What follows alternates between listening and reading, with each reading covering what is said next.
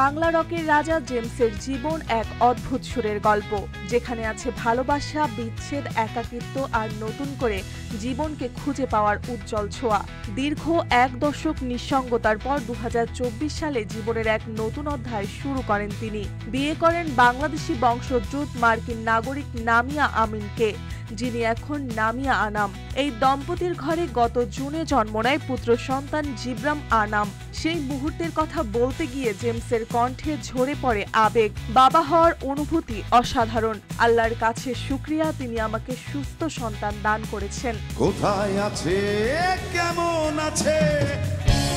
2014 সালে দ্বিতীয় স্ত্রী বেনজির সাজ্জাদের সঙ্গে বিচ্ছেদের পর একা ছিলেন জেমস। জীবনের সেই নিঃসঙ্গ সময়ে নতুন করে প্রেমের আলো আসে যুক্তরাষ্ট্রে। লস অ্যাঞ্জেলেসের এক অনুষ্ঠানে নামিয়ার সঙ্গে প্রথম দেখা।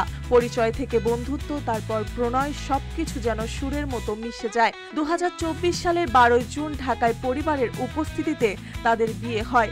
এক বছর পর 2025 সালে 8 জুন যুক্তরাষ্ট্রের হান্টিংটন হাসপাতালে জন্ম নেয় জিব্রান আনাম। জেমসের জীবনে আসে নতুন সুর।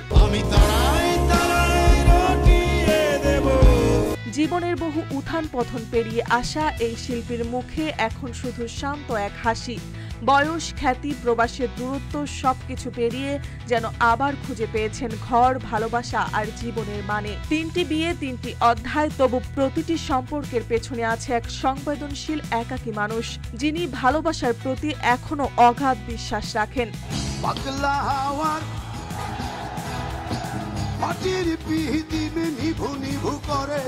আজও তার গিটারের প্রতিটি তারে যেন বাজে জীবনের গল্প।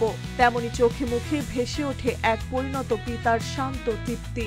যেন দীর্ঘ পথ চলার শেষে তিনি অবশেষে খুঁজে পেয়েছেন সেই সুর, যার নাম পরিবার। অনেক ঋণের জালে মাগো বেঁধেছিলে তাই। মার্জিয়া মৌ, রূপালী বাংলাদেশ।